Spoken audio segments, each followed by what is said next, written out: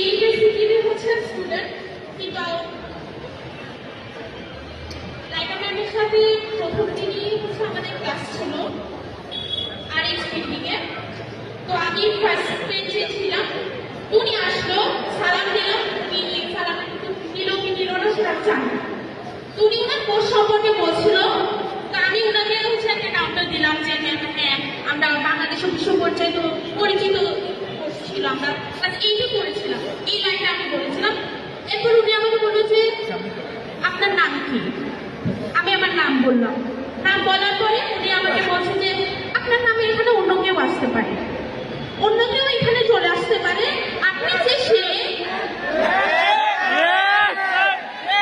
আপনি যে আমাদের স্টুডেন্ট এটা আমরা কিভাবে বুঝবো? পরে আমি বললাম যে ম্যাম এই যে আমার আইডি কার্ড, এটা আমার আইডি কার্ড, এটা আমাকে ইউনিভার্সিটি দিয়েছে। উনি বললো যে তাহলে আপনার মুখ দেখতে হবে, আপনার আইডি কার্ডটা পরে অন্য কেউ চলে আসতে পারে, আপনার মুখ খুলে আমি যেন আপনাকে দেখতে পারি, আপনাকে কথা বলার সময় যেন আমি দেখতে পারি, আপনি কে। পরিচয় হাইড করার তো কোনো মানে হয় না, উনি আমাকে এটা বলছে। আপনাকে নিকাব খুলে বসতে হবে। পরে একটা সিচুয়েশন, সেটা হচ্ছে যে আমি কখনোই কম্বাইন্ড সিচুয়েশন আসিনি। হ্যাঁ, ছেলে মেয়ে সহশিক্ষা এটা আমি কখনোই ছিলাম না আমার ফ্যামিলি থেকে। আমি ক্লাস স্কুলে ছিলাম, ক্লাস কলেজেও ছিলাম। প্রথমবার আমি এরকম ছেলে মেয়ে একসাথে ক্লাসে, উনি আমাকে বলছে নিকাব খুলো। প্রথম দিন আমি যেখানে কোনো সিনিয়রকে চিনি না, কোনো অথরিটিকে চিনি না, আমি কি করবো, কাকে করবো, ওই সিচুয়েশনে উনি আমাকে ফোর্স করছে যে আপনাকে নিকাব খুলতে হবে, আমি আপনাকে দেখতে চাই। আপনার তখন আমি উনার ইসে পড়ে আমি নিকাব খুলতে বাধ্য করি। নিকাব খোলার পরে কিছুক্ষণ হচ্ছে ছিলাম, কিন্তু আমি জীবনে এরকম ছিলাম না দেখে আমি আবার নিকাব পরে ফেলি। এরপর থেকে উনি আর আমার সাথে কোনো কন্ট্যাক্ট করেন, কোনো ধরনের কোনো কথাবার্তা উনি আমাকে কাছে বলেনি। তা আমি এরপর থেকে অ্যাভয়েডই করতাম। আমি বুঝেই ফেলেছিলাম যে উনি কেমন টিচার। এরপরে একটা কোর্সে একটা টপিকে উনি নারীর বিদেশি কথাবার্তা বলছিলেন, আমি সেদিনও চলছিলাম। উনি আমাকে বলছিলেন যে আপনি কেন চুপ আছেন বলেন। পরে আমি আমার কথা বলেছি, ম্যাম আমরা তো যে বের হতে হবে এমন তো কোনো কথা নাই। আল্লাহ তাআলা যার হচ্ছে রিজিকের ব্যবস্থা নাই, সে হচ্ছে তার রিজিকের ইসের জন্য জব করতে পারে, কিন্তু যার হচ্ছে ব্যবস্থা আছে তার তো করার প্রয়োজন নাই। উনি বলছেন এই বাধাটাই আমাদেরকে ভাঙতে হবে, এই যে বড়দাটা, এই যে আমাদেরকে বেঁধে রাখা হয়েছে, এই বাধা থেকে আমাদেরকে বের করতে হবে, এই মধ্যযুগী ধারণা থেকে আমাদেরকে বের হতে হবে। এরপর আমি চুপ হয়ে যাই। ক্লাসে আরো ছিল যারা এটা পরে, উনি বলে যে তোমাদের ক্লাসে এসে মধ্যযুগীর ভাইব আসে, তোমাদেরকে দেখে মনে হয় যেন আমি কোনো মধ্যযুগের ক্লাসে এসেছি কথা বলার জন্য। পুরোটাই তো ওই জায়গাটা অন্ধকার হয়ে লাগে। তো এই ছিল হচ্ছে ওনার সাথে আমাদের কথাবার্তা। আমার পার্সোনালি এতটুকুই কথাবার্তা ছিল। তো উনি একটা কথা বারবার বলেন যে আইডেন্টিফিকেশন। এখানে ভার্সিটিতে ঢোকার সময় আইডেন্টিফিকেশনের জন্য কি আমার কাছে আইডি কার্ড নেই?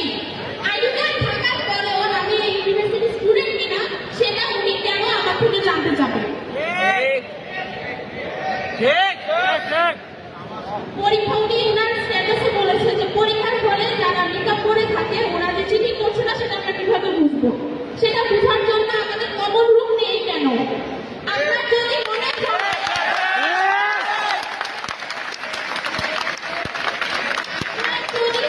হয় ইউনিভার্সিটিতে কেউ নিকাব করে কানে হেডফোন লাগিয়ে চিটিং করছে, তাহলে কেন আপনি কমন রুমে দাবি করেননি?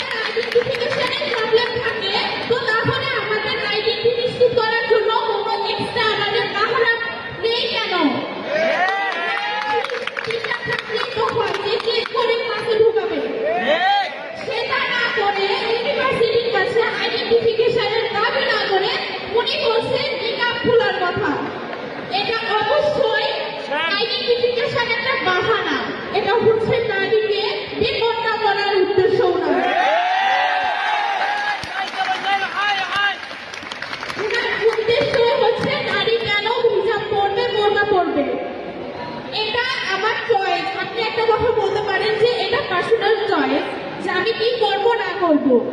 আমি কি একজন ভেজিটেরিয়ানকে বলতে পারি যে তুমি মাছ খাও? তুমি মাছ খাও, কারণ এটা তার পার্সোনাল চয়েস, সে তার জীবনে কি করবে। কিন্তু পার্সোনাল চয়েস আর আমার শরীরে আইনের মধ্যে পার্থক্য আছে। আমাকে কেউ আমার শরীরে আইন ভঙ্গ করার ফোর্স করতে পারে না, কিন্তু নায়িকা বসির ম্যাচ দিনের পর দিন সেটা করে দিয়েছে। পার্সোনাল চয়েসের বিরুদ্ধে তো আমরা কিছু বলতেই পারি না, কিন্তু এটা তো আমার শরীরে আইন, আল্লাহ প্রদত্ত আমার ফরজ আইন। আমি কেন উনাকে আইডেন্টিফিকেশন দেওয়ার জন্য আমাকে কেন আল্লাহর ফরজ আইন ভাঙতে হবে?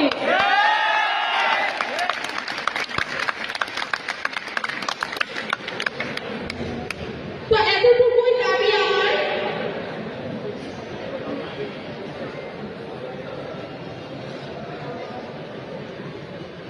এতটুকুই ছিল হচ্ছে ওনার সাথে আমার কথাবার্তা, এতটুকুই ওনার সাথে আমার অভিজ্ঞতা। যেহেতু ওনাকে বহিষ্কার করেছে তো সেটার জন্য শুক্রিয়া, কিন্তু আরো যে দাবিগুলো আছে আমি চাই সেগুলো তাড়াতাড়ি পূরণ হোক